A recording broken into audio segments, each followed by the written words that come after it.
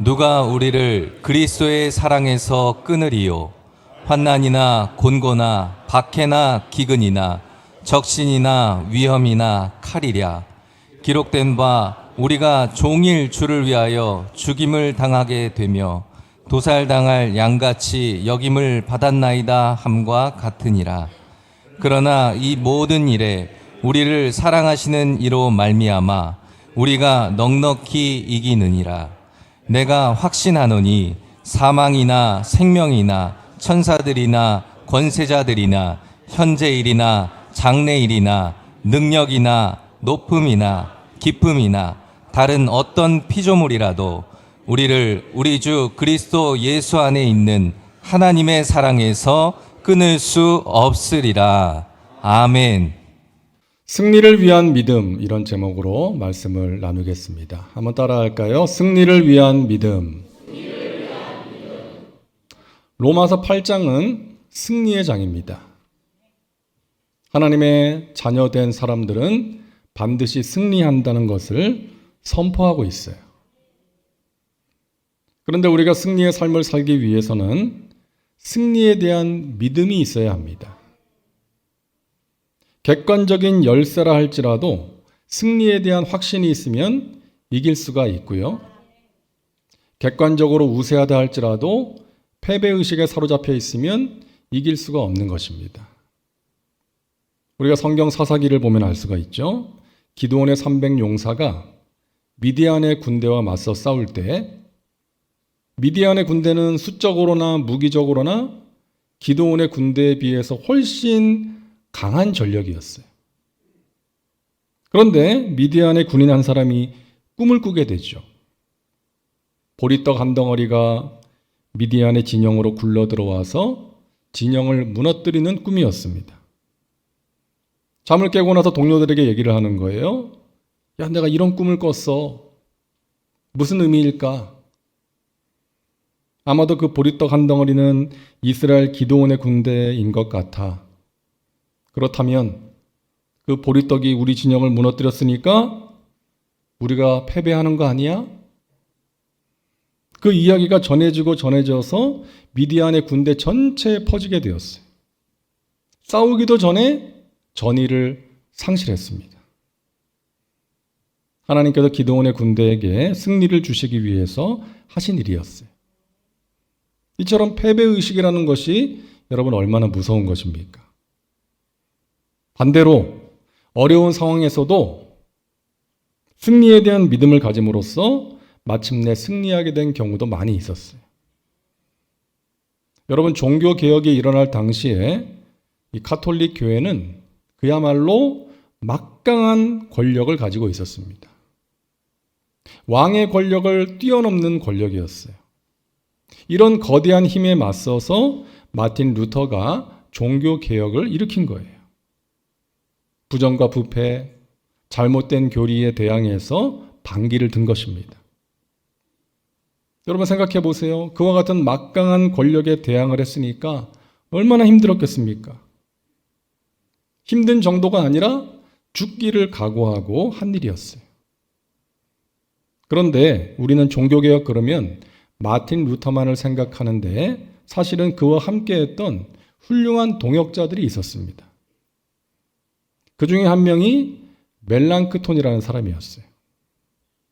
루터보다 좀 나이는 젊은 사람이었는데 이 종교개혁이 루터로 인해 시작이 되었다면 멜랑크톤으로 인해 체계적으로 확산되었습니다. 루터가 불을 붙였다면 멜랑크톤은 연료를 계속해서 공급한 사람이었어요. 힘든 일들을 만날 때 서로를 격려했는데 멜랑크톤이 루터를 격려할 때 이런 말을 했다는 것입니다. 당신이 성경에서 발견한 진리를 진리로 확신한다면 그 진리가 반드시 이길 것이라는 것도 확신해야 합니다. 당신이 성경에서 발견한 진리를 진리로 믿는다면 그 진리가 반드시 이길 것이라는 것도 믿어야 합니다. 승리에 대한 확신을 가지라고 권면한 거예요. 그러면서 성경 구절 하나를 이제 말해 주었다고 하는데요. 로마서 8장 31절입니다. 우리 같이 읽겠습니다. 그런즉 이 일에 대하여 우리가 무슨 말하리요?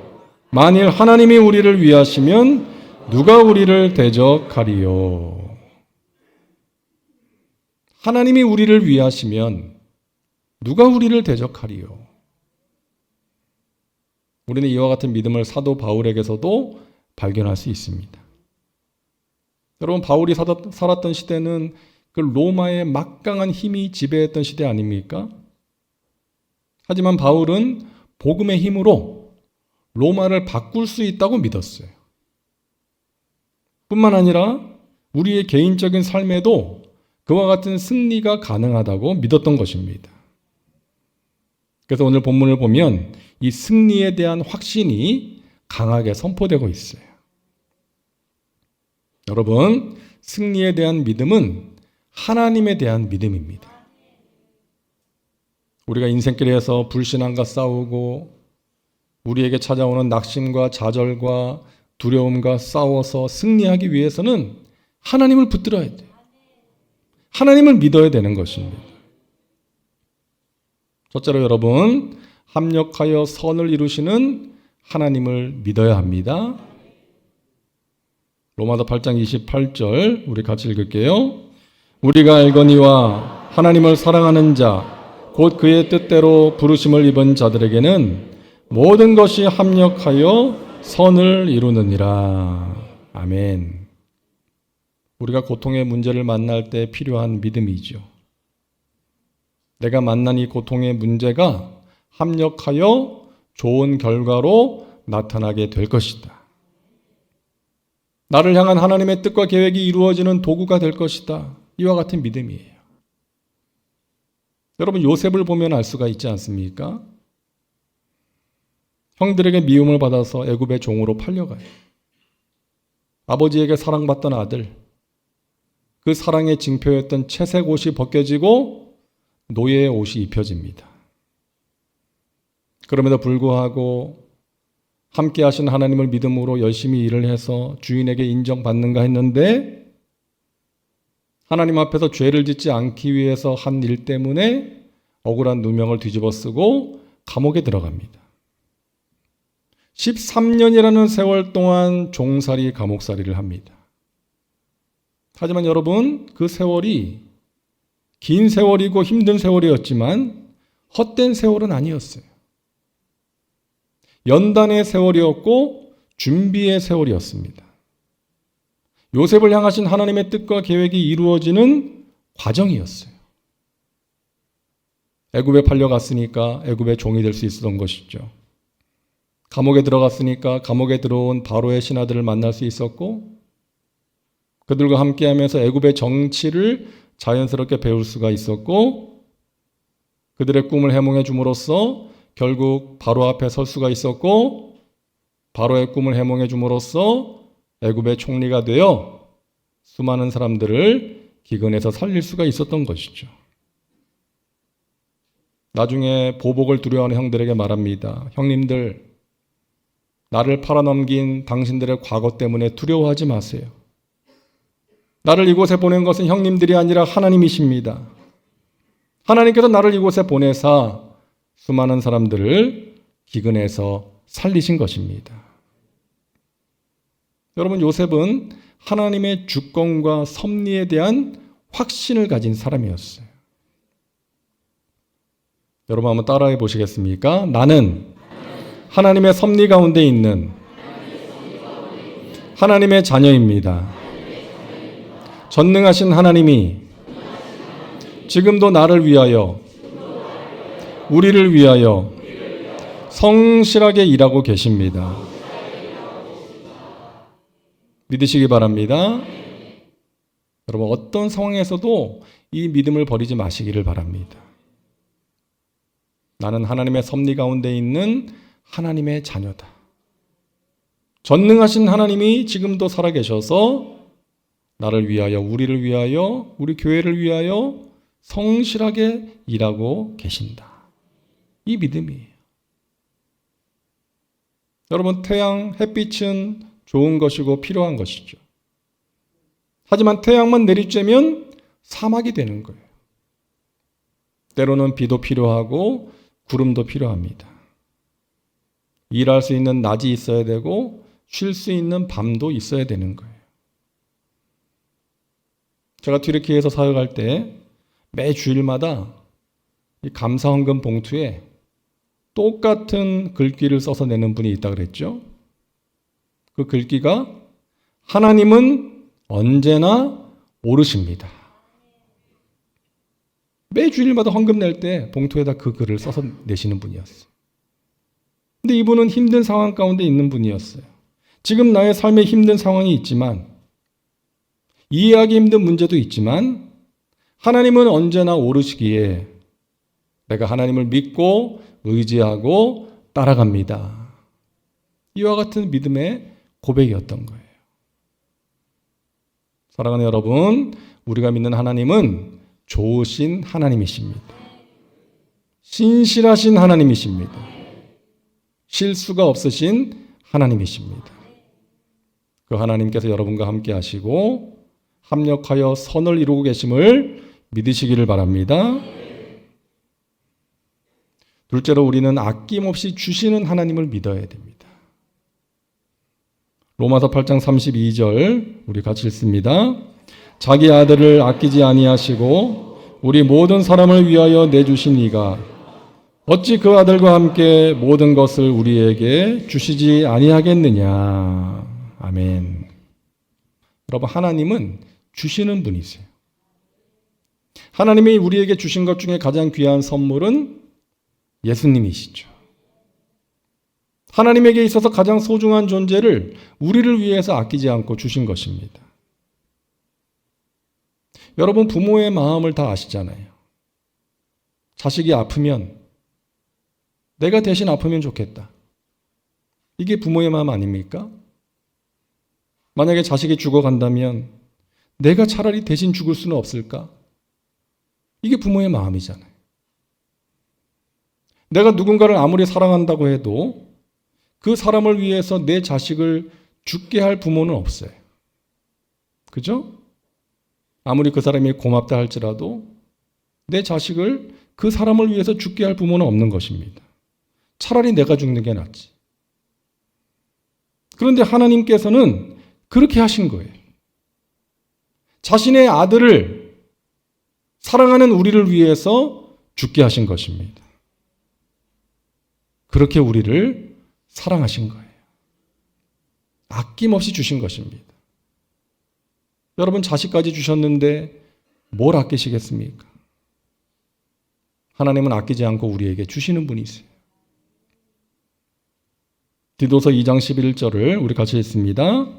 모든 사람에게 구원을 주시는 하나님의 은혜가 나타나. 하나님은 모든 믿는 자들에게 구원을 주세요. 여러분, 구원 받으셨습니까? 그러면 가장 귀한 복을 받으신 겁니다. 죄의 종으로 살다가 의의 종으로 살게 되었습니다. 지옥 시민으로 살다가 천국 시민으로 살게 되었습니다. 마귀에게 끌려다니다가 성령께 사로잡혀 성령의 인도하심을 따라 살게 된 거예요. 얼마나 귀한 일입니까? 얼마나 큰 은혜입니까? 많은 사람들이 미국 시민권을 따려고 애쓰잖아요. 왜? 미국 시민이 되면 누릴 수 있는 많은 특권, 또 보호받을 수 있는 권리가 있기 때문이에요. 오래전에 호텔 르완다인가요? 하는 영화를 보니까 이 르완다의 내전 때문에 많은 사람이 죽게 되었을 때 이제 미군이 와서 사람들을 구해주는데 조건이 패스포트, 여권 달라는 거예요. 그 미국 국민, 미국 시민들만 비행기에 태워서 구해줍니다. 모두를 태울 수 없으니까. 여러분, 우리는 예수님을 믿음으로 천국 시민이 되었습니다. 하나님의 품 안에서 보호받고 하나님이 주시는 여러 가지 특권, 은혜를 누릴 수 있는 자격을 얻게 된 거예요. 감사하시기 바랍니다. 우리에게는 하늘나라 시민권이 있다는 거예요. 하나님이 우리를 지켜주시고 환난에서 건져주십니다. 귀한 은혜와 평강과 신령한 복을 우리에게 주시는 거예요. 시편 146편 7절 우리 같이 읽습니다. 억눌린 사람들을 위해 정의로 심판하시며 줄인 자들에게 먹을 것을 주시는 이시로다. 야훼께서는 갇힌 자들에게 자유를 주시는도다. 아멘. 줄인 자들에게 먹을 것을 주시고 갇힌 자들에게 자유를 주십니다. 줄인 자들, 갇힌 자들은 불쌍한 자들. 그런 자들에게 은혜를 베푸세요. 긍휼을 베푸세요. 먹을 것, 필요한 것을 주시고 또 자유를 주십니다. 여러분, 우리가 예수 그리스도 안에 있으면 매였던 것이 풀어져요. 자유케 되는 역사가 일어납니다. 현대인의 질병 가운데 하나는 중독이에요. 무언가에 매여서 사로잡혀서 살아가는 거예요. 어떤 사람은 몇 날 며칠을 먹지도 않고 잠도 자지 않고 게임만 해. 그러다가 죽는 사람도 있지 않습니까? 무서운 질병이에요. 중독. 처음에는 재미로 시작했는데 자기도 모르는 사이에 거기에 사로잡히게 되는 거예요. 매여서 끌려다니는 거예요. 여러분, 거기에서 벗어나기 위해서는 다른 방법이 없어요. 예수님께 매여야 합니다. 예수님께 붙잡히고 예수님께 매이면 자유케 돼요. 그래서 예수님께서 나의 멍에를 메고 내게 배우라. 그리하면 너희 마음이 쉼을 얻으리니 말씀하신 거예요. 여러분, 멍에가 뭡니까? 짐승의 목에 이제 씌워가지고 일을 시키는 도구잖아요. 속박을 의미하는 물건이에요. 그런데 예수님의 멍에를 매면 자유를 잃어버리는 것이 아니라 자유를 얻게 된다는 거예요. 저는 어릴 때 장래 희망이요, 내 마음대로 사는 것이었어요. 저의 부끄러운 과거를 고백합니다. 내 마음대로 사는 것이 저의 장래 희망이었어요. 그때 나온 노래가 내 인생은 나의 것. 이 노래가 나왔어요. 참 부끄러운 사실이죠. 그런데 내 인생은 나의 것 하면서 내 마음대로 살면 자유를 얻는 것이 아니라 잃어버리게 되더라고요. 허탈하고 공허하고 이 세상 그 무언가의 종이 되더라고요. 무언가에 매여서 묶여서 살게 되는 거예요. 그리고 반드시 후회하게 되는 거예요. 그러다가 제가 주님 만나고 주님의 종으로 부르심을 받았습니다. 저는 이 주님의 종이라는 정체성을 사랑해요. 주님의 종, 주님께 매여 사는 사람, 주님께 쓰임받는 사람, 주님의 마음에 기쁨을 드리는 사람이에요. 여러분, 목사, 전도사만 주의 종이 아닙니다. 저는 여러분 모두가 주님의 종이 되시기를 바랍니다. 주님의 종으로 살아가셔야 돼요. 주님께 매여서 살아가는 것입니다. 그러함으로 주님이 주시는 자유를 누리고 평안을 누리고 삶의 보람과 의미를 발견하고 하나님의 나라와 영광을 위해서 귀하게 쓰임받는 행복을 누리며 살아가시기를 주님의 이름으로 축원합니다. 야고보서 1장 5절 우리 같이 읽습니다. 너희 중에 누구든지 지혜가 부족하거든 모든 사람에게 후히 주시고 꾸짖지 아니하시는 하나님께 구하라. 그리하면 주시리라. 아멘. 지혜를 구하라는 거예요. 그러면 주신다는 거예요. 제가 얼마 전에 저 사당역 사거리에 있는 순복음 대학원 대학교라고 그 학교에 가서 말씀을 전했는데 이제 대표 기도하는 학생이 기도를 하는데 이렇게 기도를 하더라고요. 하나님, 지식보다 지혜를 더 사랑하게 하여 주옵소서. 그리고 우리 예배가 형식이 아닌 헌신이 되게 하여 주옵소서. 지식보다 지혜, 형식이 아닌 헌신. 그 표현이 마음에 와닿더라고요. 여러분, 지식이 많은 사람, 공부를 잘하는 사람보다 지혜로운 사람이 되어야 돼. 여러분의 자녀를 위해 기도하실 때 지혜를 구하시기를 바랍니다. 하나님, 저의 자녀가 지혜로운 사람이 되게 하여 주세요. 지혜는 선과 악을 분별할 수 있는 능력입니다. 진리와 비진리를 구별할 수 있는 힘이에요. 하나님의 뜻을 분별하고 따를 수 있는 능력입니다. 때에 맞는 말과 행동을 할 수 있는 능력이에요. 그 지혜를 구하라는 것입니다. 그러면 주신다는 거예요.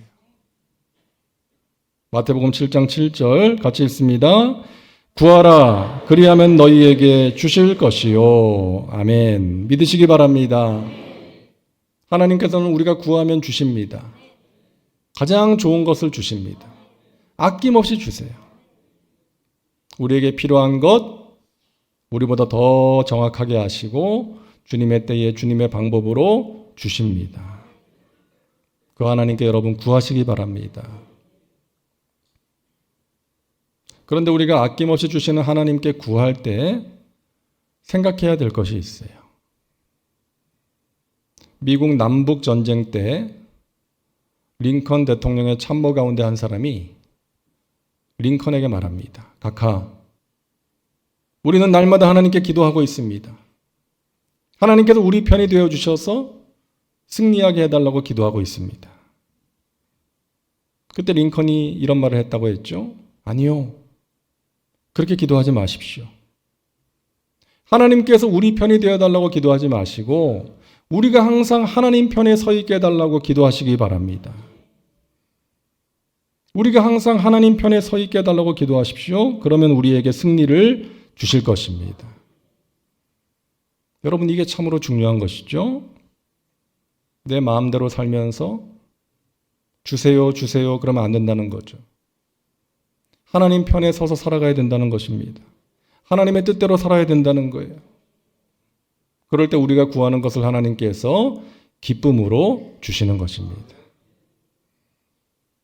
아낌없이 주시는 하나님을 체험하는 은혜가 있기를 주님의 이름으로 축복합니다. 실제로 우리는 사랑하시는 하나님을 믿어야 돼요. 사랑하시는 하나님.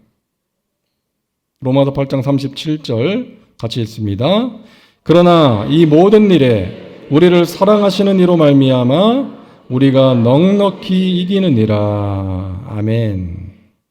바울이 넉넉히 이긴다고 말하는 근거는 뭐예요? 하나님의 사랑이에요.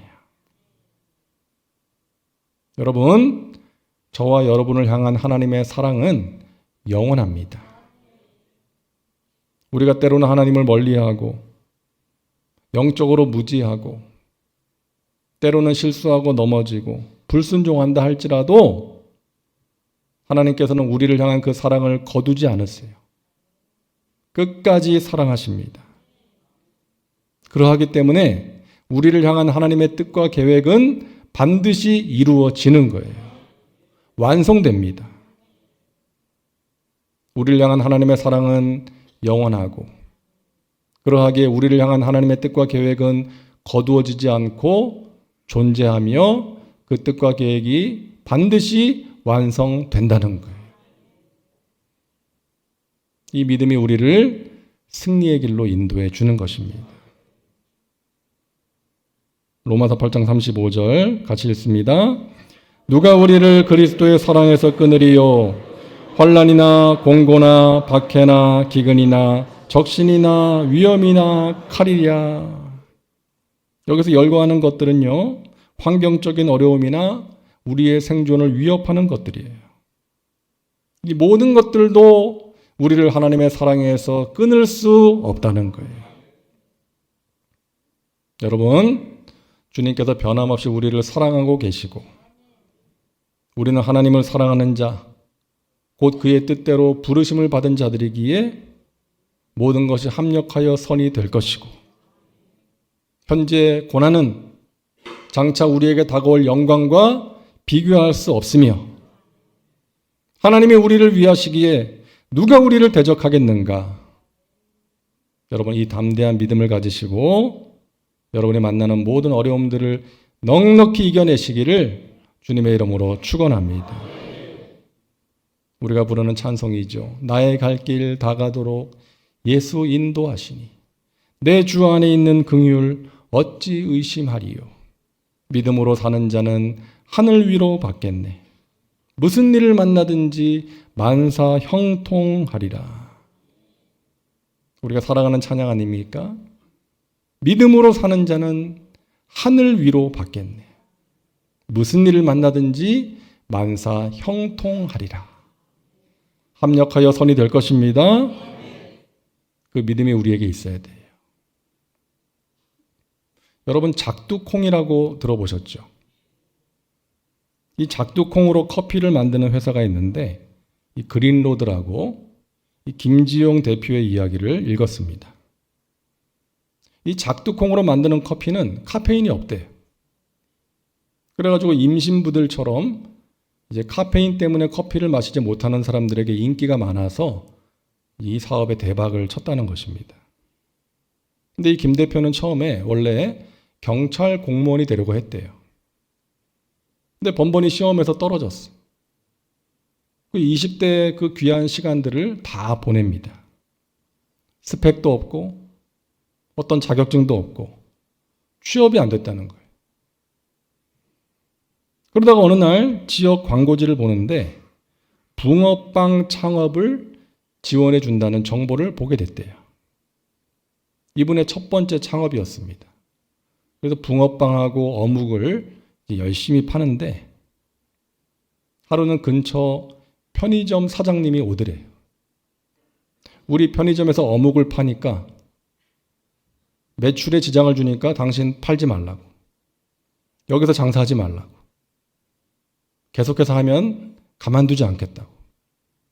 엄포를 놓고 가더래요. 너무 무서워가지고 장사를 접었다는 거예요. 근데 그렇게 시작한 것이 붕어빵 배달이었답니다. 광고지를 여기저기 붙였더니 미용실이나 부동산 같은 데서 이제 연락이 오더래요. 장사가 잘 됐답니다. 그렇게 연결된 어느 손님으로부터 농업에 대한 이야기를 듣게 됐어요. 농업. 그래서 늦은 나이에 한국농수산대학에 입학을 하게 됩니다. 공부하던 중에 작두콩을 알게 됐어요. 이 작두콩으로 커피를 만들면 좋겠다는 생각에 이제 사업을 시작하게 되었고 이렇게 성공하게 되었다는 것입니다. 그러면서 하는 말이 그때 편의점 사장님이 찾아와서 장사를 하지 못하게 한 것이 자신에게 오히려 새로운 기회가 되었다는 거예요. 인생과 사업은 굴곡의 연속이고 위기는 항상 찾아오는데 기회도 함께 찾아옵니다. 이제는 그것을 알기 때문에 위기가 다가오면 두려움에 매몰되지 않는다고. 오히려 마음이 설레고 그렇게 위기 뒤에 실제로 좋은 일들이 많이 오게 되었다.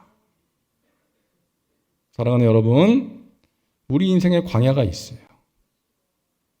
예기치 못한 고통의 문제를 만나기도 합니다. 그런데 그것이 우리에게 오히려 기회가 될 수도 있어요. 하나님을 만나는 기회, 하나님의 은혜를 체험하는 기회, 우리가 더 깊어지고 강해지는 기회, 하나님이 열어주시는 새로운 길로 갈 수 있는 기회가 되는 것입니다. 사랑하는 여러분, 여러분과 함께 하시고 여러분을 사랑하사 아낌없이 주시고 모든 것을 합력하여 선이 되게 하시는 하나님을 향한 믿음으로 승리의 삶을 살아가시기를 주님의 이름으로 축원합니다. 기도합니다. 하나님 감사합니다. 우리에게 승리를 위한 믿음을 주시고 그 믿음으로 인내하게 하시고 그 믿음으로 기도하게 하셔서 마침내 승리케 하여 주시옵소서. 예수님의 이름으로 기도하옵나이다. 아멘.